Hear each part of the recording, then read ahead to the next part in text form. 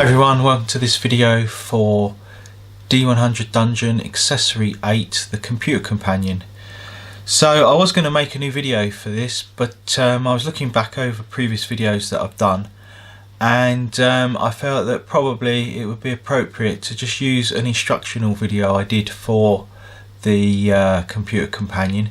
So I'm going to put that in this video, and hope you enjoy it, and we'll sum up at the end. Hi everyone, and welcome to this video for D100 Dungeon, the Computer Companion. The Companion has been created by Steve Weinrich from Dungeon Software US and Aaron Boggs. I'm Martin Knight, the creator of D100 Dungeon, and I've been helping with the game, the rules and playtesting. Since its launch in 2020, the Companion has been updated and has some new features. In this video we're going to take a fresh look at the Companion and take a look at what it can do and how you can use it to play your games. The Companion is available via the Steam app for Windows, and there are currently 2 extra downloads available for the next 2 books in the series. Book 2, The Adventurer's Companion, and Book 3, The Dragon Armour. Book 4, The Lost Tome of Extra New Rules, is being worked on at this moment, and we hope to cover all books in the series in the near future. Steve and Aaron have designed the Computer Companion as an implementation of the main D100 Dungeon rulebook, and a companion that will mimic the paper version of the game.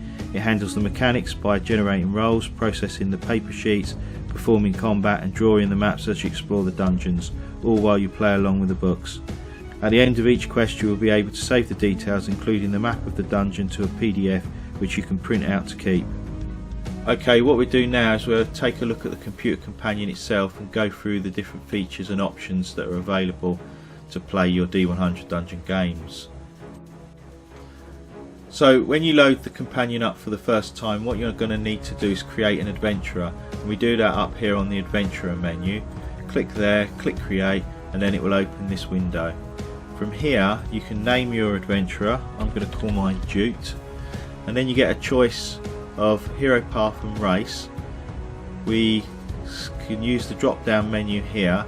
If you have any downloadable content shown, it will show any additional tables here. If you haven't, then it will be table H, so we're going to go ahead and select table H, and then you can either choose from the drop down here, or get the Companion to make a roll, or enter a manual roll yourself. You can roll some dice on the table yourself and then enter that result there by clicking in that box. I'm going to go ahead and let the Companion make this roll, so I've rolled a warrior, and then the same applies to race in exactly the same way. You select your table, select from the drop down, make the roll or enter a roll in randomly. I'm going to let the Companion roll, and I've got a warrior dwarf. And what the Companion's done is it started making adjustments to the final value of your primary characteristic based on what you set your characteristic to in the first place. So when you create a new adventurer, you get a choice of 50, 40 or 30 to be applied to a characteristic. And so what you can do, now that you've got your hero path and race selected, you can mess around with these and tweak them. I'm going to drop my strength to 40, make my dex 50 and leave intelligence at 30 as I'm a warrior. And then you get to choose where you would like to place your healing potions. So I'm going to put 1 in my backpack and leave 2 in my belt. And now we can choose the 2 bonus skills that you get. And I think because my intelligence is so low, I'm going to choose locks and lucky. And then the next roll, not locks and lucky, I'll go for locks and magic. And then the next roll is either manual or let the Companion roll, is for a weapon. I'm going to roll, and I've got a broadsword. I can either place it in my main or offhand. I'm going to put it in my main hand, and then we get to roll 3 times for armour. My first roll is a heater shield. Now my second roll is a buckler shield. Because there's already an item placed in my offhand, I can't equip it, so I can either roll again or replace. So I know that heater shield is better than my buckler shield, so I'm going to go ahead and roll again. Okay, I've got mail sleeves and a leather girdle, and that's pretty much as quickly as it will take to make your adventurer. If you've got any downloadable content, the book 2, the Adventurer's Companion, you've got the fast track option, and you can click on there and perform a fast track procedure. If you haven't, then it's a case of save, or save and load. If you save and load, it will load your adventurer up ready for you to begin playing. Otherwise you can save and then go through the whole process again and create multiple characters if you would like. So that's pretty much how you would create your adventurer. Okay, so now you've created your adventurer, you'll come back into the companion with a screen very similar to this. There'll be lots of panels open and you'll have to pick them up and move them around to get them to fit into a style that you like and a play area that suits you. But we'll go into how they're picked up and moved a bit later. First, let's take a look at the individual windows one at a time. Okay, let's take a look at this top left hand window first. This window has all these different tabs on that you can click on and cycle through, and what these are individual sheets, representations of the paper versions that you'll find at the back of the D100 Dungeon Rulebook. So they look very familiar. And what the computer companion is going to do is, on all these sheets, it's going to handle all the mechanics and keep track of all the data and information. So if you gain rep or lose fate or gain life, the computer companion is going to do all that for you. It's going to add experience pips. You don't have to click on the spare pip slots there. The companion is going to do it for you. If you've got equipment equipped, it's going to make the adjustments for you if they've got any adjustments to your strength, dex and int. And if you unlock and lock any of these abilities, then the companion is going to be marking them and checking them. We've split the adventure sheet up into two halves. The reason for that is to get more information on a smaller section. The bottom half is on a separate tab and it's got your belt slots and all your tracks and so forth there. It's also got the skills, and you can use the spell book by right clicking on spells as and when you want to cast them. And then you've got your time track there, but we've also got a status window open here at the moment which you can switch on and off, and this keeps track of some of the information for you as well. The top part of the backpack, the reverse side of the adventure sheet, is here, and we have the bottom part there where it's got all your finance and your quest log and so forth. The companion's going to be updating all this information, and you can sell items by right clicking on them when you're in before your next quest phase. Then we've got a separate quest tracker sheet. This is something you're probably not familiar with, and this is an addition that's been added to the companion because there was a vast number of quests added to the D100 dungeon system. We've needed to create a separate sheet to track all that, but it works in exactly the same way as the rules describe in the various books. And then the last one is a combat track, which will list all your combats that you've had, and if you've got more than one page, then it will show up here, and you'll be able to use the up and down buttons to cycle through those different pages. Okay, moving along the top of the screen, we move on to the adventurer's image window. This is a picture, a pre-generated picture of your adventurer based on their hero path and their race. They're pre-drawn, and there's one for each, and there's one for each gender as well, so you can switch between male and female. If you don't like the image that's supplied, or you've got your own, you can go ahead and change that, and you can go into the adventurer menu at the top here and click on gender image, and this will allow you to either add your own here using the adventurer image section there, or you can switch out and change to a female gender. So we'll go ahead and do that and look at the female version. Okay, I'll switch that back as my adventurer is male that I'm playing at the moment, and you can use this slider to scale your image how you would like your adventurer to appear in that window. Moving on to the top right window here is the map window. This shows you a map of your dungeon. It will only be displayed if you are currently on a quest. When you finish the quest, you won't get to see the map, but the companion is going to be drawing this map as you explore the dungeons on your quests. You've got a little icon there that shows the position of where your adventure is, and you've got some footsteps there that change depending on which direction your adventurer is heading. The slider here will zoom in and out, and you can scale it to whatever suits you and whatever size window you've got. If you zoom right in, then these slider bars appear and allow you to move around. Okay, moving on to the bottom left window, the play window. I'm just going to adjust this, give us a bit more room to look at it. But basically the play window is going to be your log. It's going to log all the information about your quest and about before your next quest phase. It details all the information like dice rolls, enemies encountered, what was discovered in geographic areas and so forth. And we'll look at that when we actually start playing a bit more of a quest, so you'll be able to see how that works and functions in a bit more detail. The next window is an encounter window that I've got set, and again it won't actually become active until we've actually come across a monster, and we'll look at that when that applies. And then lastly I've got this status window open, which is a bit of a copy of various parts of the adventure sheet, and it just allows you to have this information up while you're playing a quest. Okay, so next what we're going to do is we're going to look at how you customize your play area. So we've already been moving panels around and resizing panels and windows, but you can also pick them up and move them around and swap their positions.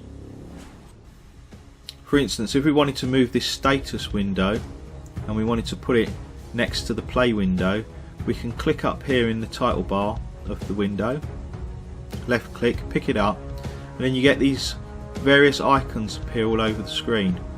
When you're in a position where you want to put it, this cross section here shows you whether you're going to put it at the top. The blue shadow is showing you that it will be placed at the top, and you're holding the mouse over the specific icon to tell it where you would like to place it.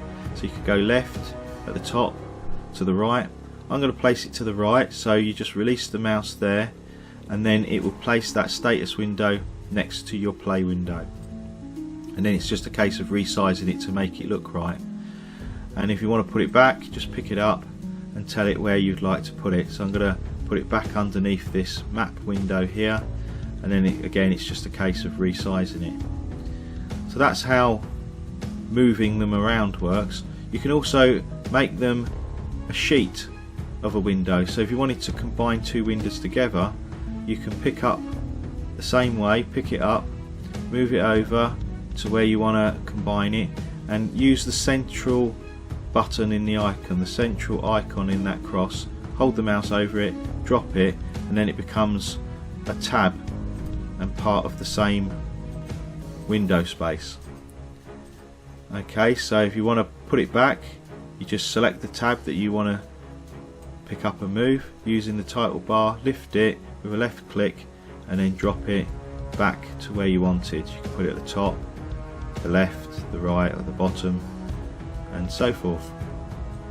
So that's how you can split windows up. You can also put them directly to the side of the screen, at the top of the screen or at the bottom of the screen. So let's say we wanted to put our map at the very right of the screen. You can pick it up and you can move it to that icon there that's on this very side, and then it will create your map area there. So it's all fully customizable and you're fully able to make all these adjustments and fine-tune the play area how you see fit.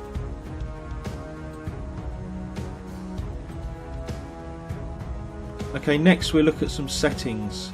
So the computer companion has a number of settings that you can switch on and off, and you can check them out by going up here to the game menu and then clicking settings.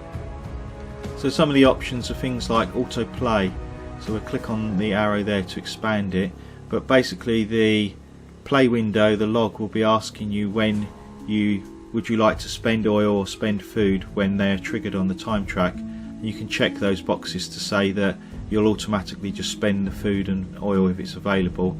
And the same with the perfect aim, you normally roll 2 dice and choose the lower of the 2 options because it gives you a better damage modifier.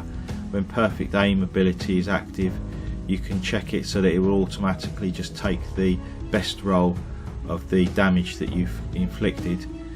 The other options are things like auto roll, so instead of the log asking you to make these rolls, it will automatically go ahead and do those rolls for you. And there's various different ones for different circumstances, like the map areas and doors and so forth. It's just going to automatically make those rolls for you when they're required. I won't go through all of them because there's so many. Then there's the confirmation settings, which will ask you before casting spells or scrolls or using an item. Then there's the campaign mode, which will pause the log to give you time to read the story from the campaign book. Then there's the logging settings, so all this information that's being stored here is in your log, and you can set different colours for the different text depending on the question colour. So every time it asks a question, I've got it set to be in blue, and when a monster rolls, it will show up in red. So there's different options there, and to change the colour you just simply click on the bar, choose a colour, click OK, and then it will display it in the sample there. Okay, and then there's the map section there.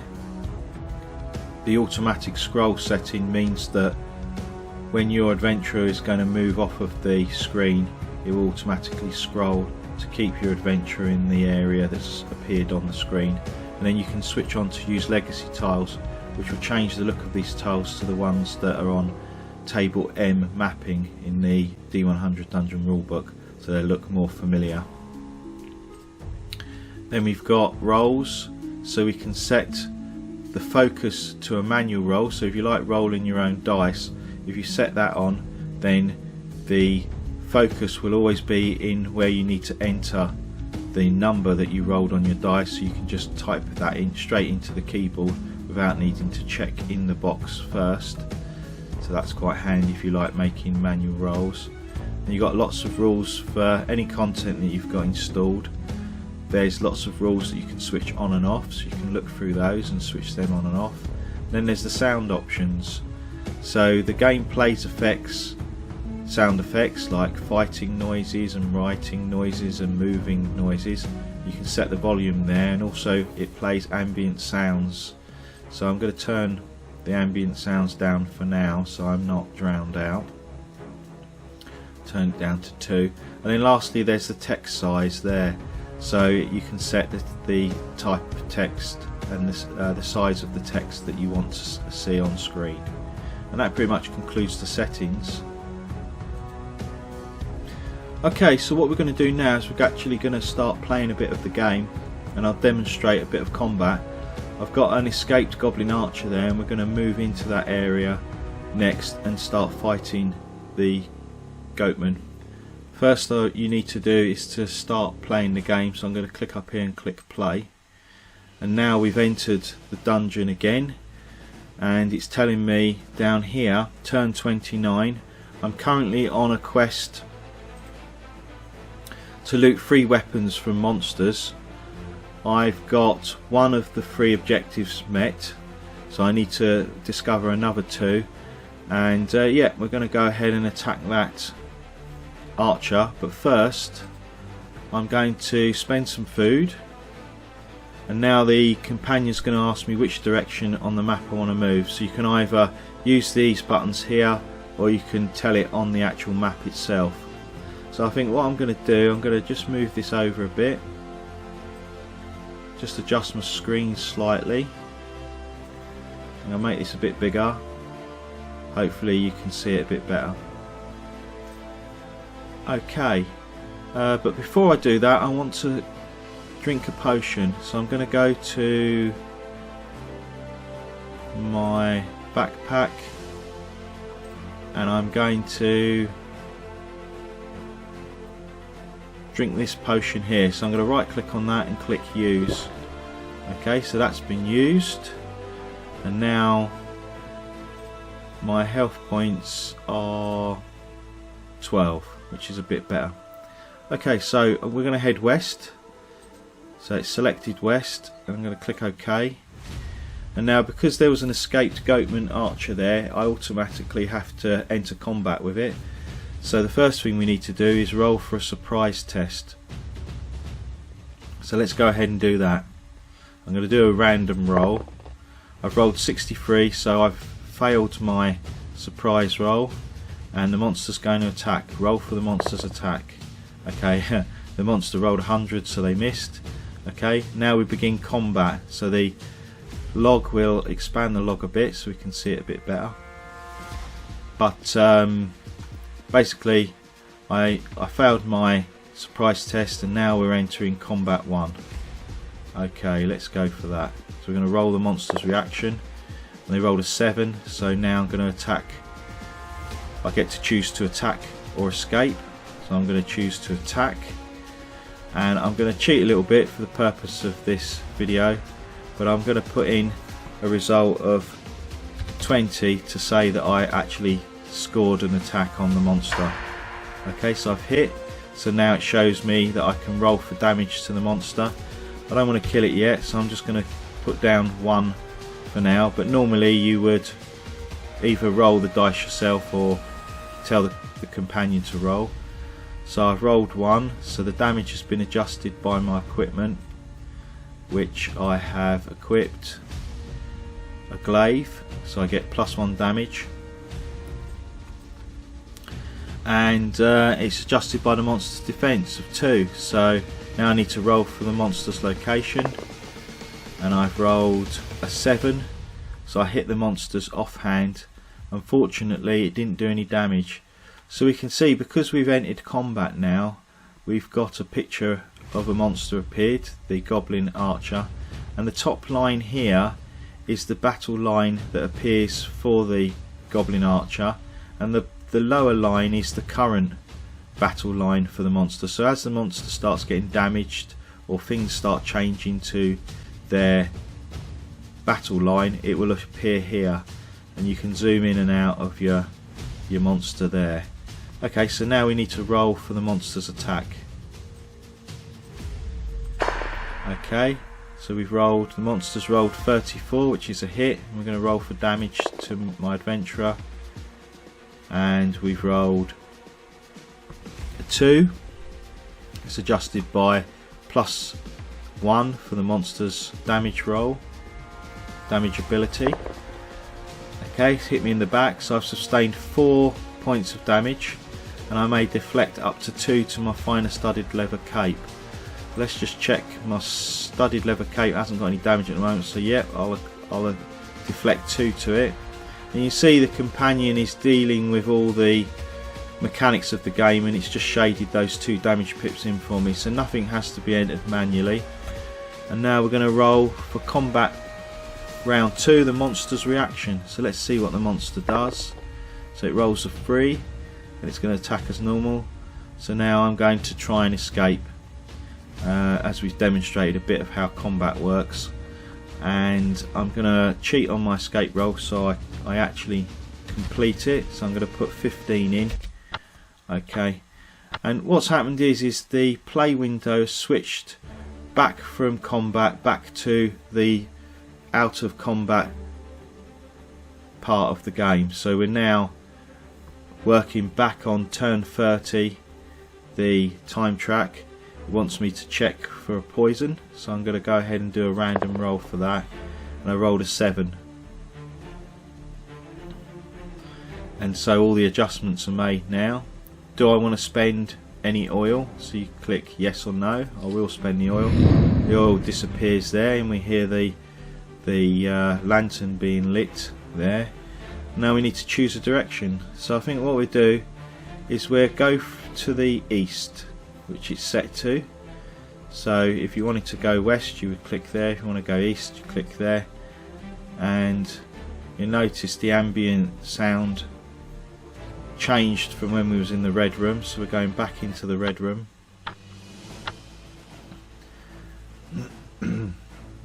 Okay, and a lot of these areas have already been searched, but we'll move up into area here and search that. Okay, so we're going to head north, so I'm going to choose north on the button, turn 31, and now we're on turn 31. Do I want to search the area? So yes, I'll go ahead and search the area. And so what you do is you follow the log, filling in the details. I'm going to do a random roll for find, and we're going to look up result 60 on the find table, and it says Moving away some rubble, a weapon is revealed. Roll on table W weapons. Okay, so we're now going to roll for a weapon, and we rolled 17 and we've acquired a dagger. It's a one-handed. We've got to roll for the damage to the item, and we're going to place it in our backpack. Okay, and now we need to roll. Oh, it's applied the time modifier then, so now we have to roll for a wandering monster. Okay, so we rolled an 8, and now we begin turn 32. Okay, so what I've done is I've gone ahead and I've advanced the game a little bit, and I've moved to an area and searched all the areas. So the companion's now telling me that all reachable areas are completely explored and there's no means to add a new area. So I can use the mouse and add a secret passage. So I'm going to go ahead and click on one of these wall sections to tell it where I'd like to place a secret passage. So I'm going to put it there. Okay, so it says now I can choose a direction as to which way I want to travel. So we're going to head west, and I'm going to proceed into a new area. Okay, so I'm going to zoom in so we can see the map a bit better, and you can see the secret passage has been added there. And now I need to roll for a new mapping area, so I'm going to go ahead and click roll. Okay, and we've got a red area, so it's added that, and now it asks me to roll for an encounter, so I'm going to roll for that, and I've been surprised by some goblin archers. So I think that pretty much concludes the playthrough video, just to give you an idea of how it works. I won't go through another combat, and what we do is we'll move on and just have a quick look at the edit feature. Okay, so let's say I entered a manual roll for that room area there and I made a mistake. What you can do is you can use the edit feature. You need to click up here on the menu where it says edit, and then click begin, and from there you can do various different things. You can select items, you can rename your adventurer, just highlight over the different areas, and then you can click on them and change different details. It's quite handy if you've made mistakes, or if you want to bring a new adventurer into the game. You can create an adventure on paper that you've maybe created a while ago and you want to add them to the game.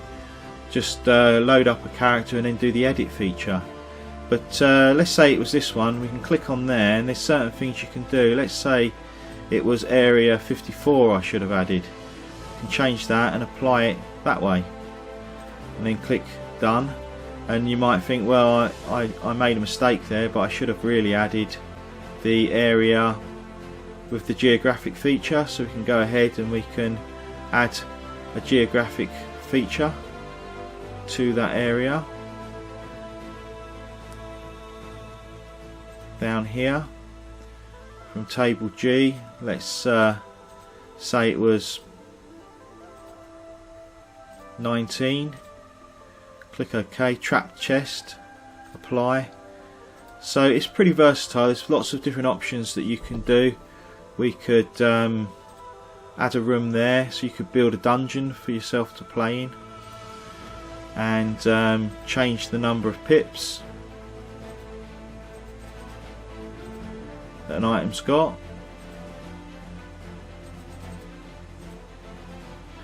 And so forth. And then when you finally finish doing all the editing that you wanted to do, you just need to go up to the edit menu again and just tell it that you're ending the edit mode, and then it's all logged down here.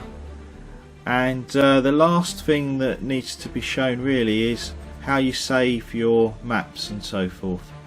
So let's look at that. I'm going to need to quit my quest, but basically what you do is when a quest comes to an end, then it then asks us, are you sure you would like to quit the quest? Well, in this case, yes. And then it says, would you like to print your quest? This is your last chance. So the option to print is also to print to PDF. So the software, the computer companion, is going to actually make a detailed log of all of the adventure that's happened, and it's going to put it on a PDF format. So I'm going to click yes, and it brings up this window here of where to store it on your hard drive. So I go ahead and find somewhere to store it, and then we'll open up the PDF and just have a look at what that does. Okay, so you're given the option of what to call the PDF that you save. I've kept it as the recommended, which is Quest Dungeon Training 2, and this is what opens up when you open up the file. So first off, you get your adventure sheet with all the details of your adventurer and how the adventurers ended up after the quest, and then the back of the adventure sheet. Then we get our quest tracker to show that I failed that quest. Then we've got the combat track showing the monsters that are on the current combat track, and we've got our log now. So this is the log of all that happened while the adventurer was playing that dungeon. So it shows you all the dice rolls, all the adjustments that were made, all the questions asked and so forth. And the quest log is as long as the dungeon took to take, really. So I think we was on about turn 29. Okay, no, we went beyond that. So I did a lot of editing at the end, which it shows up on the log as well. And then the last thing was how my gold was adjusted through failing that quest. And then the last thing is the dungeon map, which you can keep and mark a record of your adventurer's exploits. Okay, so that concludes that video. Thanks for watching, and until next time, take care. Bye.